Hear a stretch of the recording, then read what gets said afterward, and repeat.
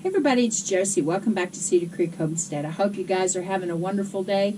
We've had a rainstorms most of the day. It's finally cleared off, but we have another chance for rain tomorrow, and we'll take it.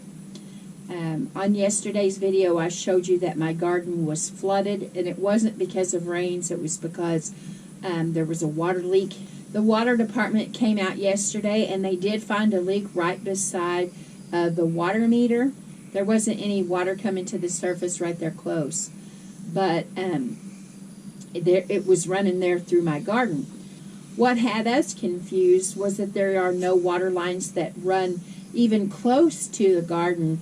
They run further out in the pasture and all the way down to Tex and Terry's house, and so it was kind of hard for us. In fact, we weren't able to find the leak ourselves. We just knew that there was a pretty significant leak going on somewhere. So when they got to it, they had discovered that down, when they dug the hole and they found where the leak was at, there was a big, off to the side, a big hole in the ground running.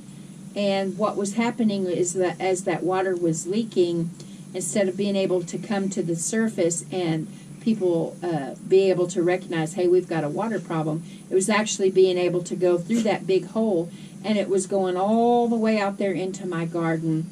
And so we really don't know what made the hole. None of them knew it, but I wonder if it has something to do with whatever crazy creature it was that, remember, made that big hole in my chicken yard. And then I have two other spots where there's a big hole, looks like a big tunnel. There's not a tunnel there by the water. There's not a big tunnel there by the water meter, but something, a hole of some kind has been connected under there. Gophers or something. I don't really know what has happened, but it allowed that water that was leaking to, instead of coming to the surface, like I said, it was actually able to go down and flood the garden.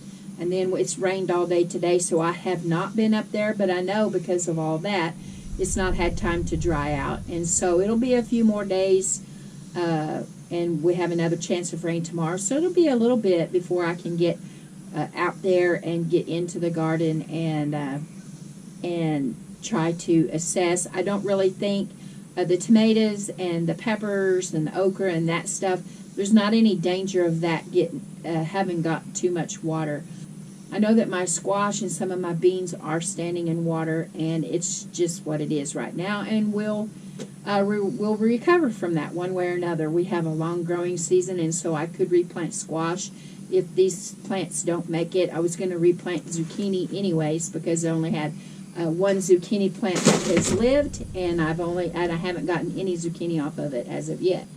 In my devotion one day last week, I read about grit, true grit. And I really liked these quotes that were in the devotion, and it got me to thinking. And so all weekend long and through the days, I have thought about this. I've pondered it in my heart, and that's what I want to talk about today. And of course, you can tell by the title of the video that we're going to be talking about grits. Now, y'all know that there are several different definitions for grits. One, the southern comfort food that you can eat for breakfast, and you can eat it sweet or you can eat it savory. It can be seasoned with bacon. You can have cheese grits, but that's not the grits that we're talking about today. There's two other type of grits that I'm definitely going to be talking about today. One is small, loose particles of sand or stone that is an irritant. And the other is unyielding courage in the face of hardships or danger. We're going to talk about both of those and how both of those can affect your life. I'm sure that sometime in your life you have read about oysters or been taught about oysters and how pearls are created inside of those. Now, I have always heard that it's little particles of sand or grit that gets inside of an oyster shell and begins to irritate it, and the oyster fights back by secreting a liquid that begins to surround that irritant, that piece of sand, that piece of grit. Well, upon further studies, it can also be parasites or little worms that gets inside of that oyster. And they attach themselves to the oyster, and it becomes a real irritant, and so the oyster does its thing and it releases it, and it can release layer upon layer upon layer of this substance that actually ends up creating the pearl. If you don't have grit, you don't have irritation, you don't have the pearl. And I thought about that. I thought, that's true in our lives too. Well, we're not oysters, we're people. But try to think of it in a way of getting a pebble in your shoe, or some of that real fine, gritty little sand in your shoe. And I can't walk for very long with that.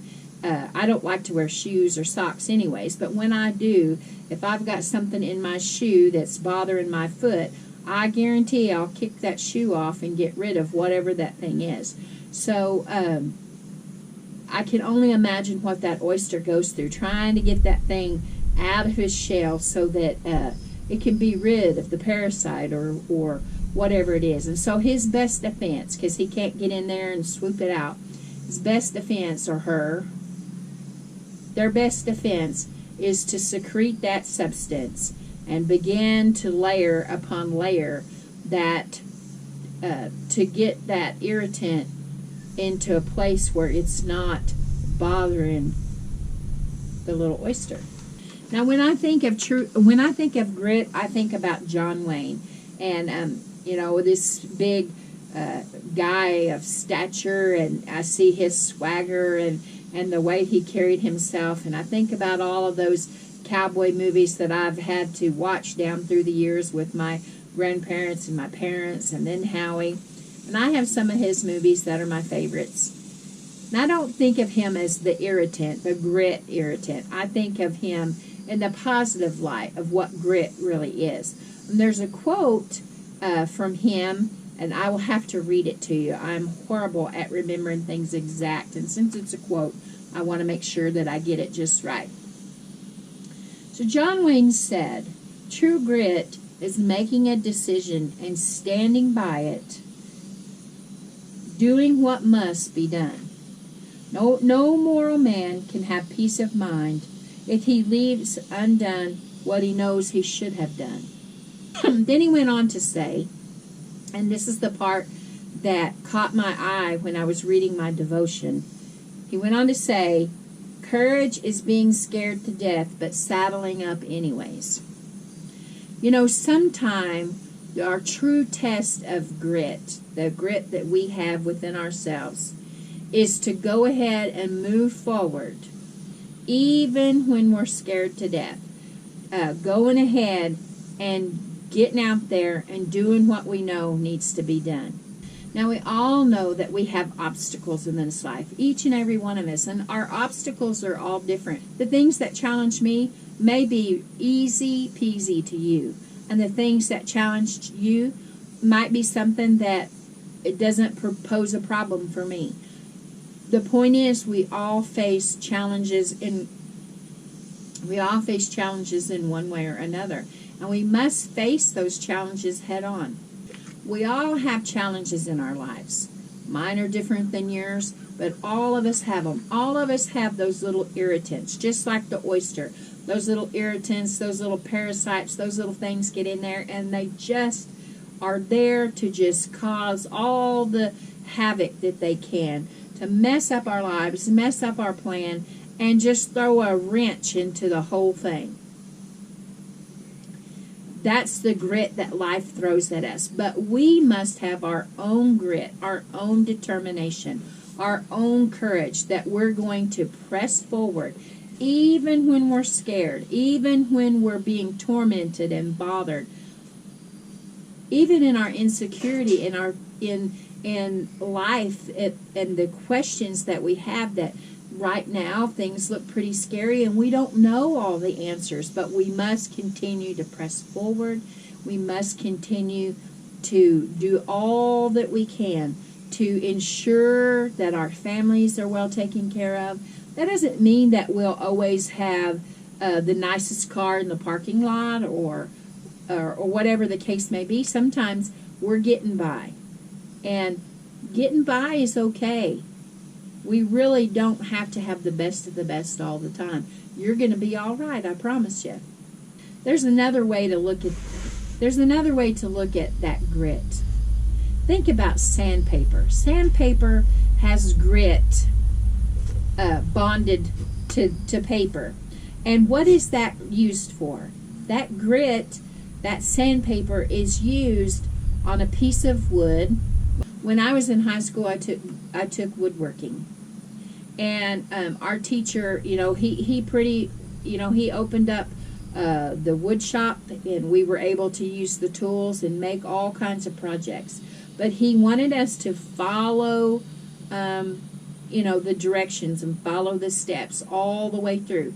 He didn't want you to move to painting or staining any of your projects without first sanding and cleaning up that. And that's what sandpaper sometimes does. That grit comes in.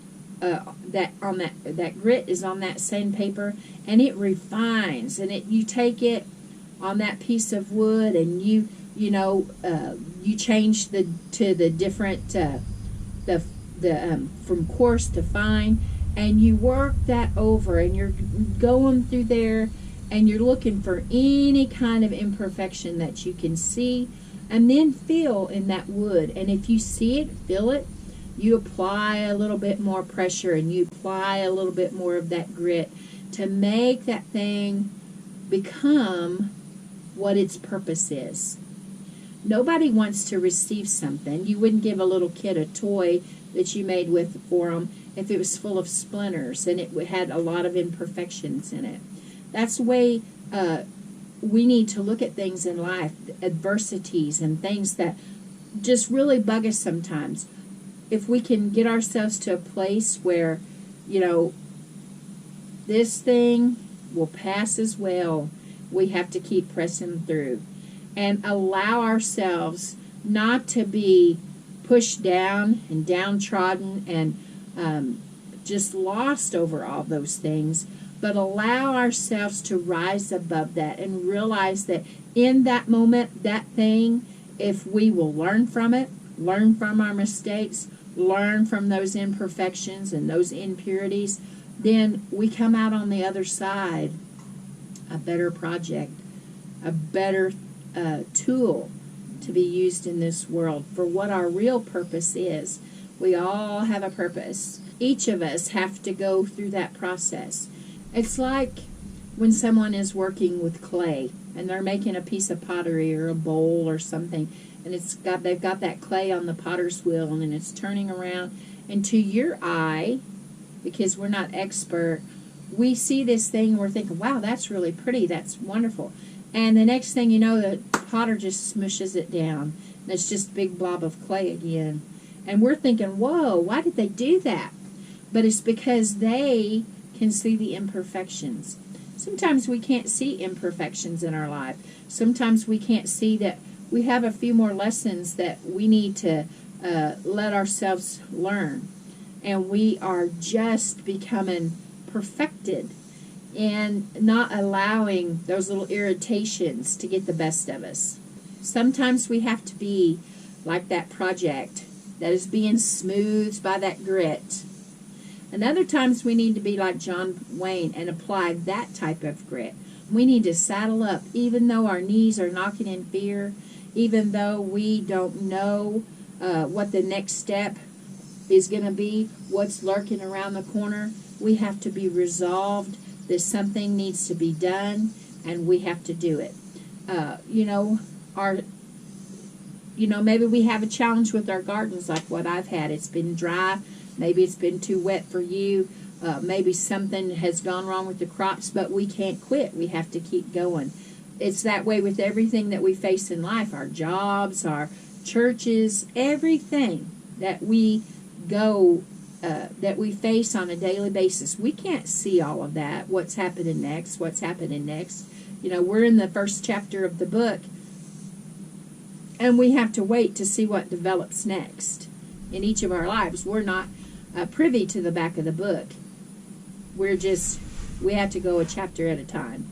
But think about all those books that you've read with courage, about courage and strength and perseverance. And if they stopped in the first chapter of the book or halfway through the book, the story wouldn't have finished. It wouldn't have developed.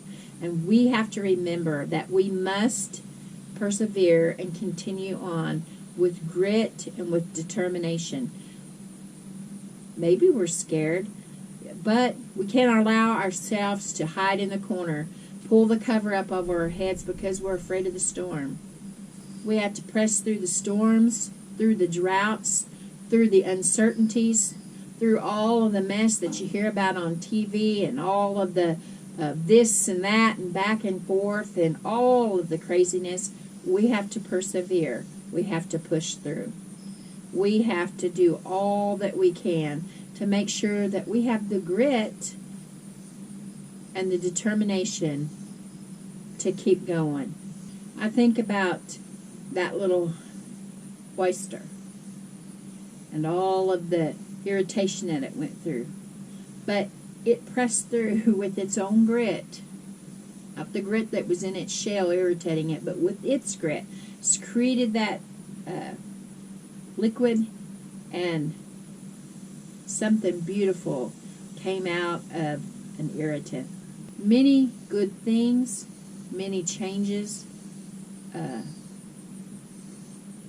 better direction, hope for a brighter tomorrow, a brighter future, has come out of very dark days.